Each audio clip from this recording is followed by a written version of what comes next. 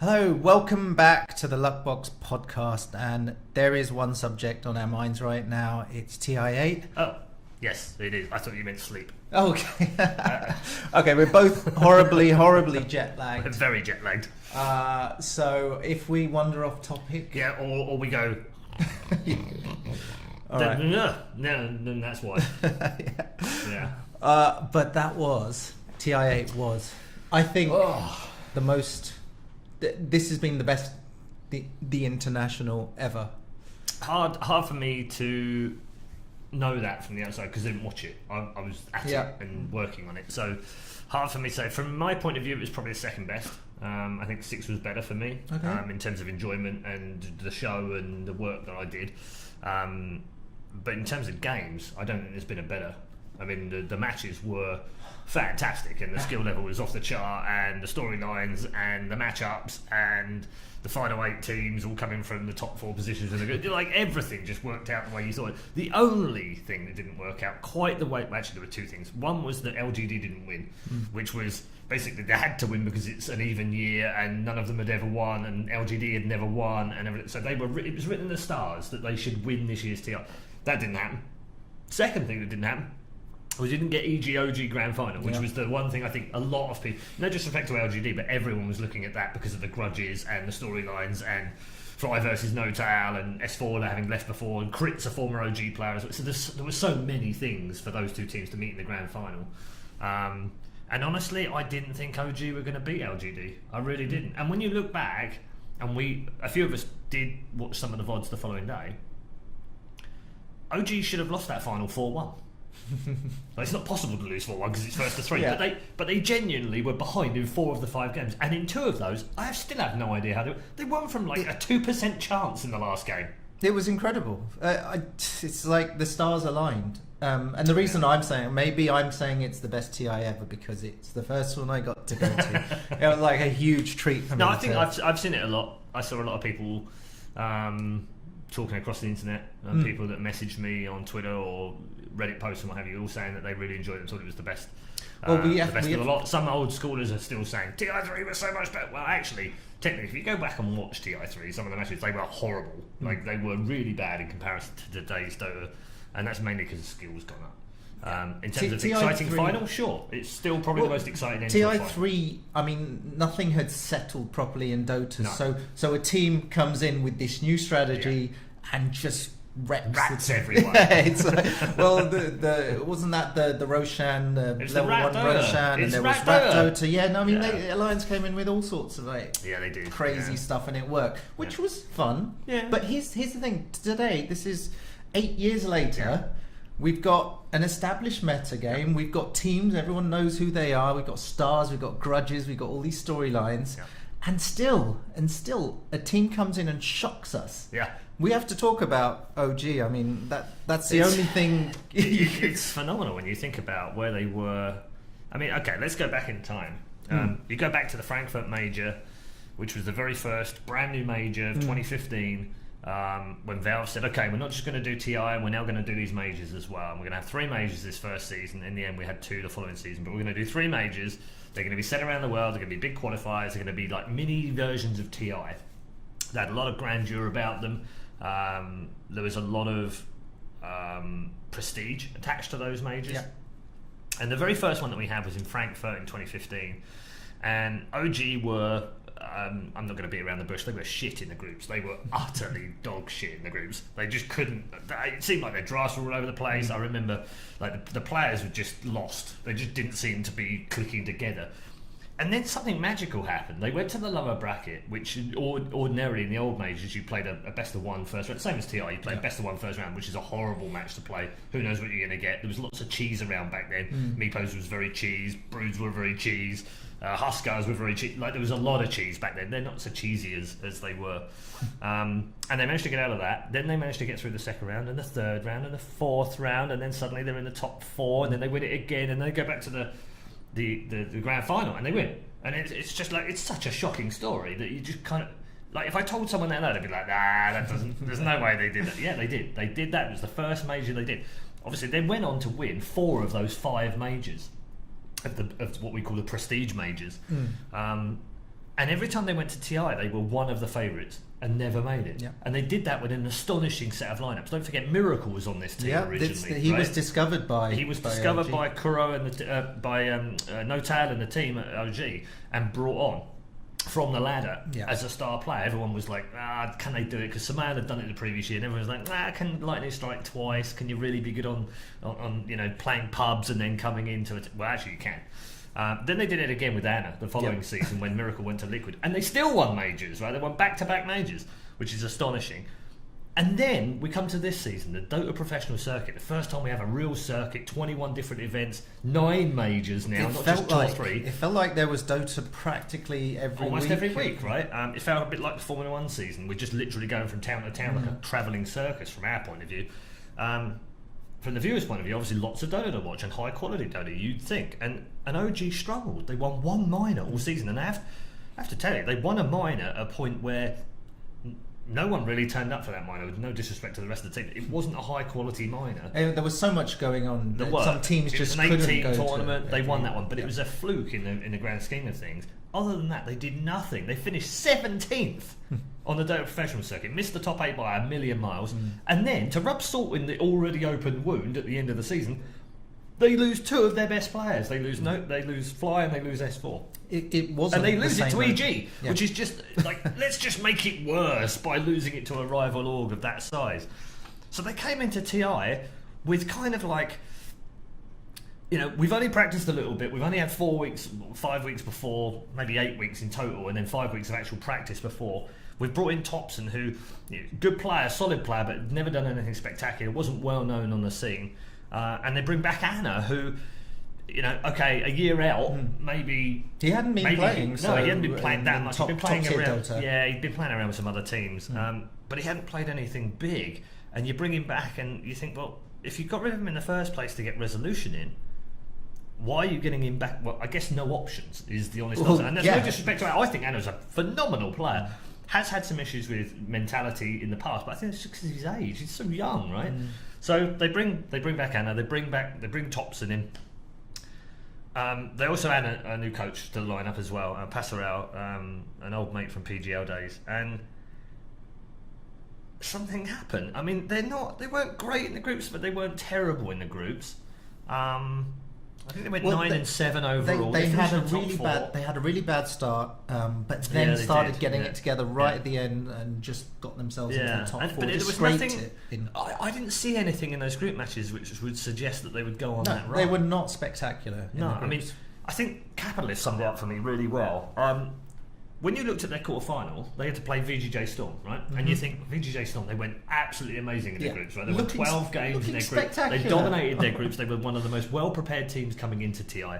And you look at it and you think, well, they've got a chance, but it's a slim chance, right? So then they beat VGJ Storm. And then they're playing EG, and you're like, well, there's no way. Okay, they beat VGJ Storm, but there's no way they can get past EG. Oh, shit, they did. Okay, but okay, reality check now.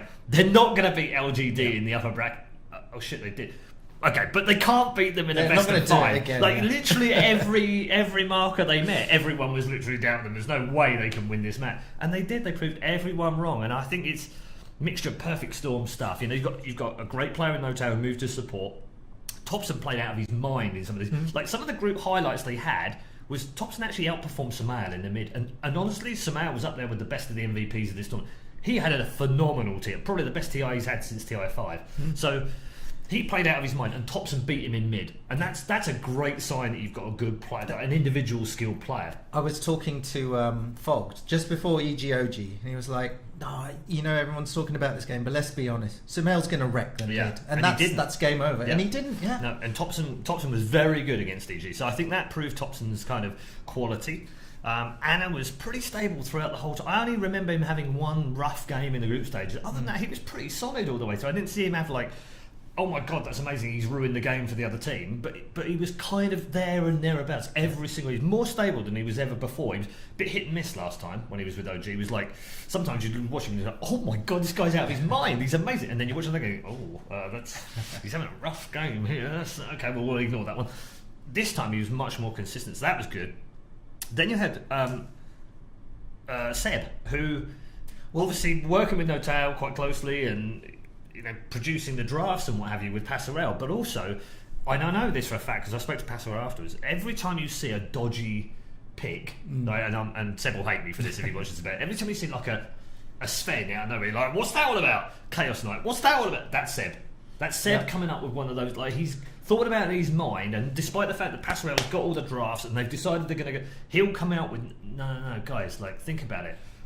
Use the Sven here because this, and this. Well, and they'll assuming. Okay. I'm assuming they had a Magnus and Rubik pick. Magnus would have been his. The Magnus was definitely his pick. I'm absolutely certain. Yeah. Everyone's like, this is insane. Yeah. They can't the Magnus was win. definitely his pick. It was something like a 15% win rate on Magnus. Yeah. So I think you just had, and it's weird because whenever you talk about the only person we haven't talked about yet, and there's a reason for that, is Jerax. I'll come to that in a moment. Those 4 players, none of them feature in the MVP list. Like, everyone talks about Saman had an amazing event, Arme had an amazing event, Maybe had a great event, FY was absolutely on godlike for he literally was back to being FY god. Yep. Lots of different players, even Crit gets mentions for some of the carries that he managed to produce for EG. Arteezy's in there occasion, plenty of other names. None of those 4 names for OG ever get a mention when it comes to MVP, right? Which is why they've played such a great team. Right? The only one that did get some mentions, the reason I leave him till last is because he was my MVP, is Jerax, because that man had some unbelievable matches for OG, really clutch matches for them. So he's the only one that featured in the MVP list for most people, and I think for me he probably just about shades it from FY only because he's in the winning team. If it had gone the other way, if it had gone LGD's, I would have been saying FY all day long would have been the MVP of the tournament. But just the whole thing's just crazy when you think about it. You have to respect the play because they went against all sort of standard knowledge of this is how you play Dota. You win the lanes. Yeah. You push quickly. Yeah, they didn't care about that stuff. No, they just played what they lost the lanes in most of those games to LGD.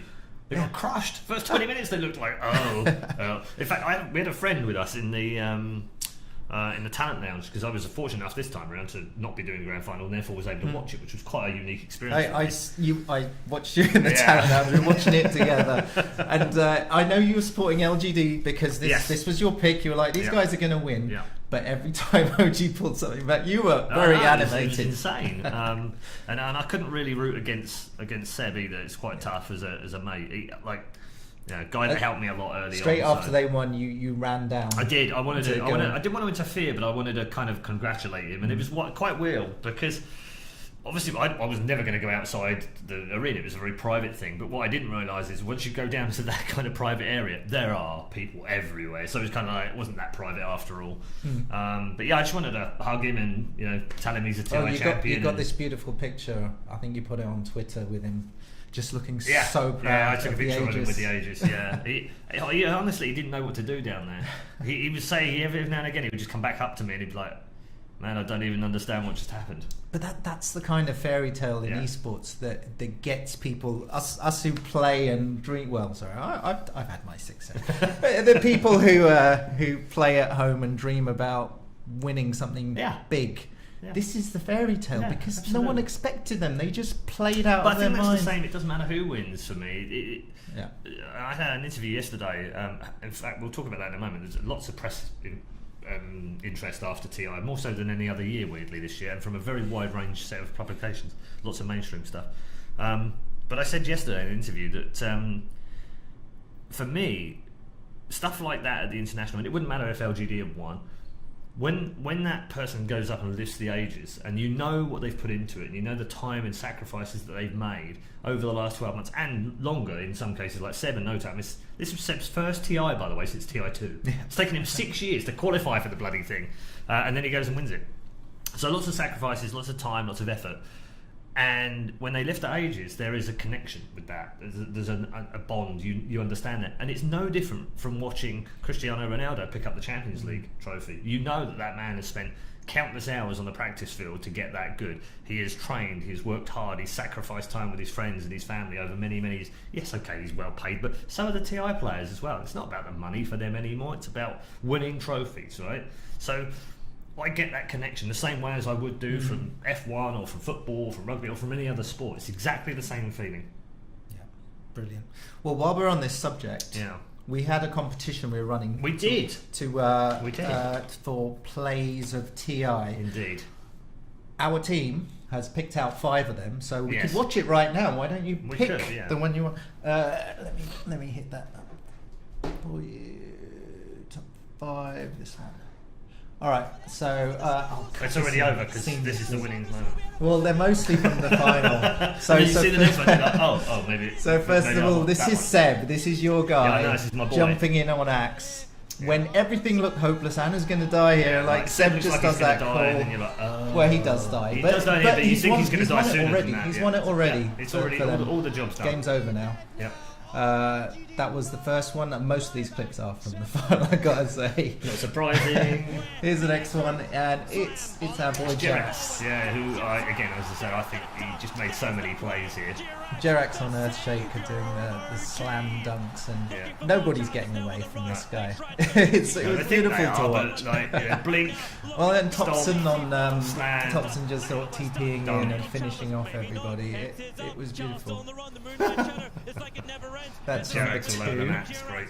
Yeah, they keep going. Enchantress gets away because he's Enchantress. But the Clockwork comes in for a save, and you know what's going to happen when you try and save someone in this state. Yeah, Topson's back in, and that's over. So I think there's one clip where it's not OG. Right. It'll come up. Oh look, here we go. Oh, an EG one. Oh, this is the crit. This is the crit one. So same kind of thing, right? Earth Spirit crit. Yeah. Amazing this is, but the play is actually this one. Topson coming in, saving them when it looks over. Yeah, it does. Yeah, it looked like EG were gonna ruin them, and then Topson's just like, nope. And then Crit's like, okay, but at least I'll get away. Yeah, no. No, you won't. You'll be rolling into a fissure. Yeah, this was game 1, but I mean, that's great. That rivalry between EG and OG, it was amazing. It was more than I expected, actually. I thought they'd be alright. What we got now? VTJ Storm versus OG. Yeah. Oh, I think maybe all of our clips include OG. Just like Seb, 1v4, right, in the bot lane, just going, come at me, bro. Yeah. And then finally his team turn up and VGJ Storm just get wasted. I think that's quite a fun one. If not because it's a bait, it's a super debate. Right? Oh, look, here we go. This is LGD versus VP. This is great actually because there was about to be a black hole here. Oh, yeah. That was a BKB cancel and a black hole cancel. That was a beautiful piece of play. I really did like it. Was also weird because they missed it and then it looked like VP were going to win the fight and actually LGD turned it around and came back in and you're like, oh my god, I thought VP were going to do that. As soon as they missed that black hole. Like that one there, right? And then you think, okay, they're going to win this now. And then they absolutely. But the thing is though, without being able to lock down maybe on Storm, it's what they're going to do. Crazy. And I think that was the last. Is that the last one? I've lost. Well, that was my favourite one at the tournament. Okay. Because when we were going through it each day, I was like, well, that's going to be hard to top from doing it. Also, there was the triple rampage as well in the group stages, and I think those two things for me were my two favourite. Okay, but you have to pick from our 5. I'm going to pick this one. I'm going to pick the BKB Black Hole Cancel. I think it was really cool. Okay, all right. So you've gone against the OG. Yeah. I mean, there's so many good ones. Yeah. I quite like Seb's bait because it's just such a clever bait in that bot lane. You just kind of like, what's he doing 1v4 in? There's no way. Oh, okay. It's really smart piece of play. But I think just for coolness and the fact that fight between LGD and VP looked like it was going to go the other way, I think I'll give it to that one. Yeah, that was LGD have got to win something from this. Yeah, there you go. They've got our play of the day, and you promised to sign. Oh, I did. Yeah, not the outside. Well, you promised to sign both, if I remember right. I did actually. Yeah. Should we take it out? Go on, then. Take it out, and then that way I can actually keep the package, kind of hopefully. Have you noticed how mousepads smell really bad? Oh god, these ones are awful. They're the worst. They are bad, right? It's like some bad food or something. I don't know what it is, but it's a really weird smell. Very bad. You get the smell free of charge, by the way. It will come to you. All right. Let's god, I've got it now. It's like some food that's gone bad. Yeah, right? That's what I thought as well. No, I promise it does go away. Right, it's just okay, when you so first should I sign the outside? Go on then, you did say you would. I don't know why I'm signing the outside. I think some sort of promise was made and I can't remember why, but... I think this one's for eBay, this one's to play. Right, okay, there you go. Whatever, there's 2 signatures on there, so that's done. Also, by the way, thanks to Caroline for the frit. Right, you might not know what frit is unless you've lived in Germany. I've lived in Germany. Trust me, frit is the best candy on earth. Very good. Excuse the mouthful now. It's just keeping us alive. Do you want some, by the way? Is it? This is the last piece. My last fruit. Keep me awake. It's the sugar. Right. Helps us get over jet lag or something. So there you go. Competition win. Done. There's another competition. Yes. I'm professional, by the way. Just, Well, I'll show you, and I'll run it on the screen as well. It's what we're doing here is if it plays. Right. You have to name the 5 people signing a mousepad. So what I did, I got another mousepad. Name the 5 Dota personalities. Yep. Okay. So we got 5. So what's the silencer thing for? Now these are the heroes they're known for. Was it a clue? Yes. That's got to be Kyle. Oh wait, you're not meant to say. Oh, why not? I've given you a clue for number 1. All right, I'm going to bleep out that what you said. I'm going to bleep it out. It's fine. Oh, that's quite a good one. Just in your head. That's quite a good one. Well, that's easy. That helped. That's easy. That's very easy. I was actually like, I don't know. All right, that's easy. Now that's the thing. I thought it was very easy. Number 4 is very easy. I like number 4. Now number 5. You've shot these well. I like that. Number 5 is tricky. That looks rude. What's he doing with his hand in that shot? Is that why you blurred it out?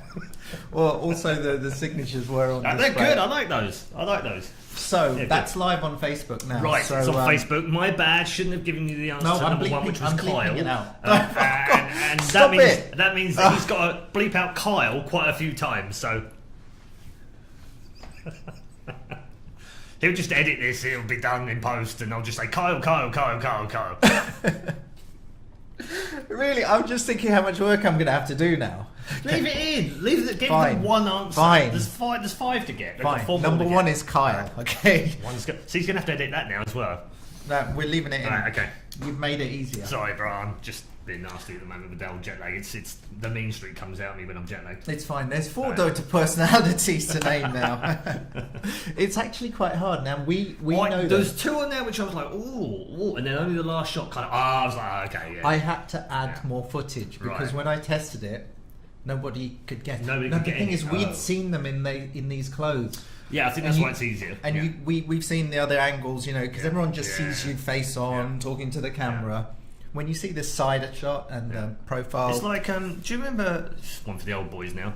What was that sport? Question of Sport. Yeah. It's a bit like that, isn't it? Like they show an eyebrow and then they show an ear, and you're like, how am I supposed to get it from an eyebrow and an ear? Like that's impossible. But they did. That's the thing. They do. The sportsmen who know these people will always because they spend time with them, right? So that's the same for us. Anyway, for that competition, you win the mouse pad that those 5 people, one of which may or may not be Kyle, signed.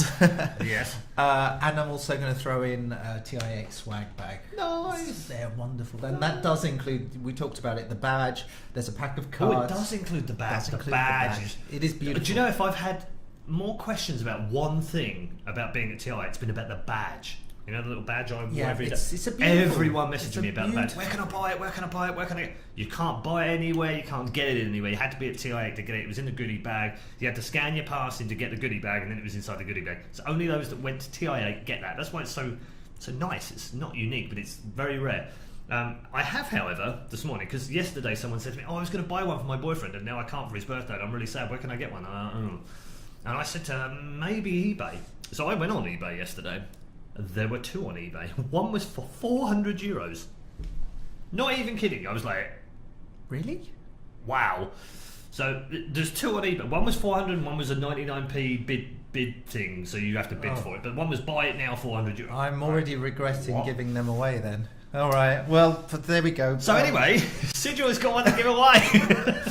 Yeah, enter the competition now. It's on Facebook. Name the 5 personalities. Yeah. Wow. I think that wraps it up for TI.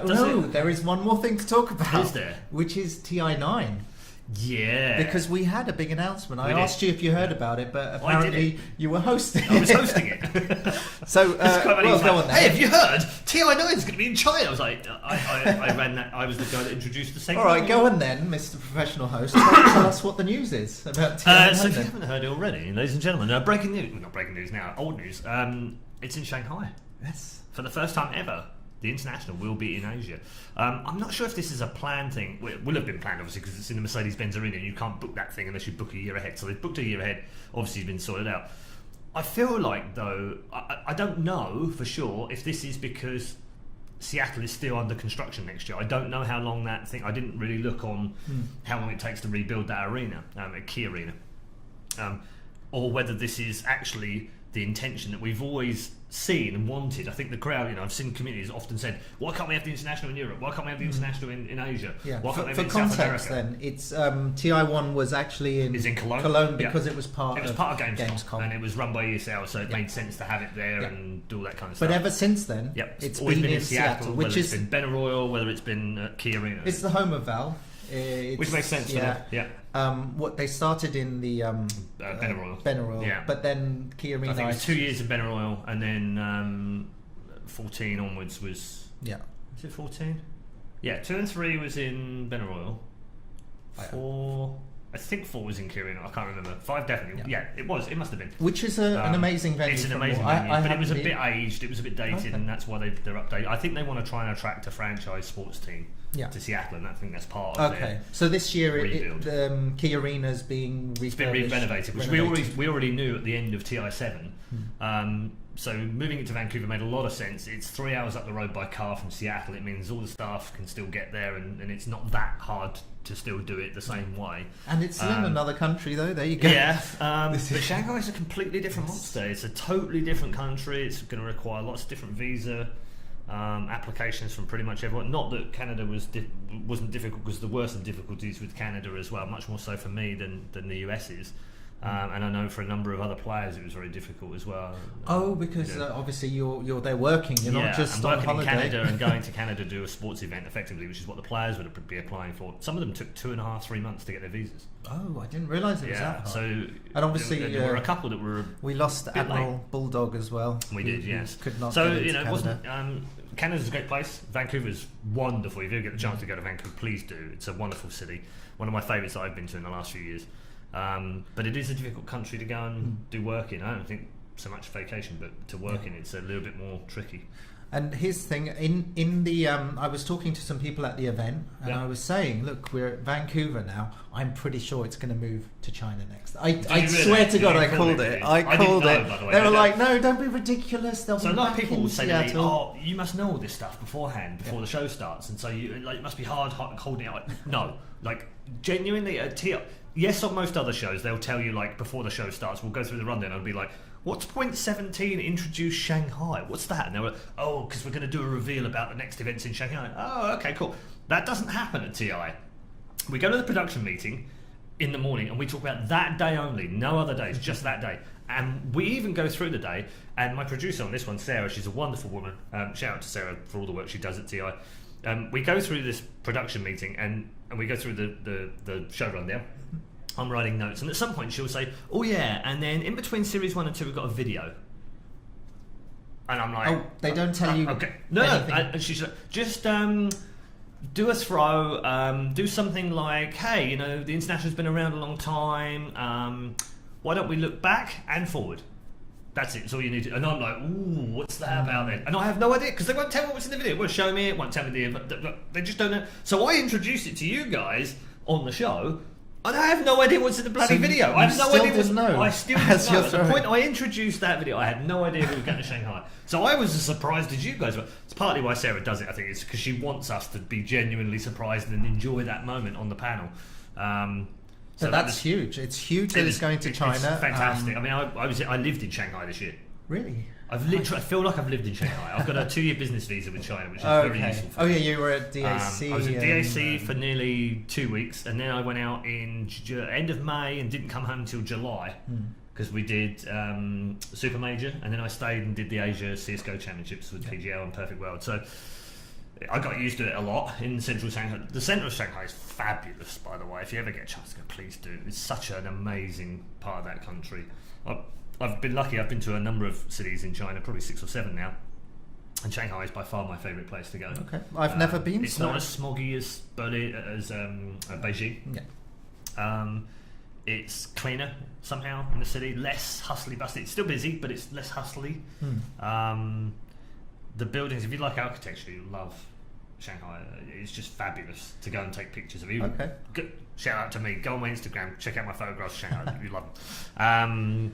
Yeah, I really enjoy it. I didn't enjoy being there for that long because you kind of miss home after a while, and being there for 6 weeks is like, I need to go home now.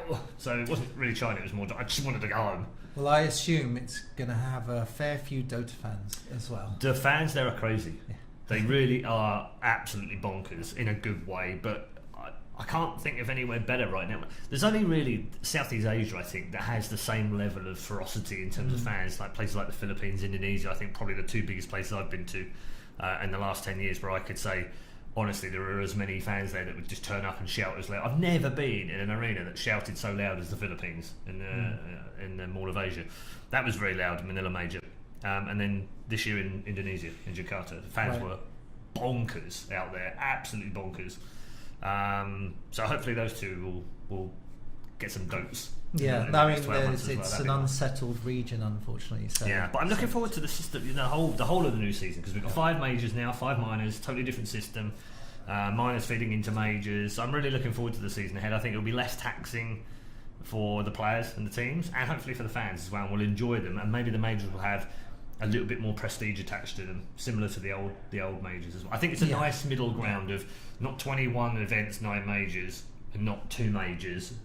It's like a nice middle ground. I like to watch the build up to these events, so you know. And it starts again in less than 2 weeks. Oh, really? The qualifiers start in 2 weeks. I thought we'd have a break. That's amazing. Like, all the player changes are going to happen over the next 2 weeks. They're already happening. Well, we were around there, second floor with all the suites, and at the after party, you can see everyone's chatting with different teams, different players are all talking together. You can see these deals are already there were starting. Deals happening in front of our very eyes. And we're sworn to secrecy. We're not allowed. See, what happens at the after party stays at the after party. One more question then. Yes. TI9 in Shanghai. Yeah. Chinese team to win? Yes or no? I mean, the whole. We've got the I put a lot already. of value in the curses and the memes and the streaks. I put a lot of value in it, and I got bitten in the arse. Basically, it didn't happen in the end. In the best possible way, though. Of course, I'm not complaining. I'm just saying, like, I went full meme, and it didn't happen. Right, so TI8 broke the curse, it broke the streak, it broke the meme. So what happens next? Who knows? But historically. EG have always been very good in China, always very good in China. I remember they won DAC back in 2015. But Chinese teams are always strong on home soil. There's no doubt about it. They feel the love. I know there's this argument about, it doesn't make any difference on home. No, it does. It really does to the players. Some players, anyway. And particularly for China, I think it's very proud of the country, obviously, and they're very proud to represent China, and they're very proud to represent their team, and they want to do it for the fans in front of them as well. I think there's a lot more pressure on them. So there's that element to take into account, but generally speaking, they seem to do quite well on home soil. So yes, I would at this early stage, if you're asking me for a winner next year, it's probably a Chinese winner. Okay. But never count OG out.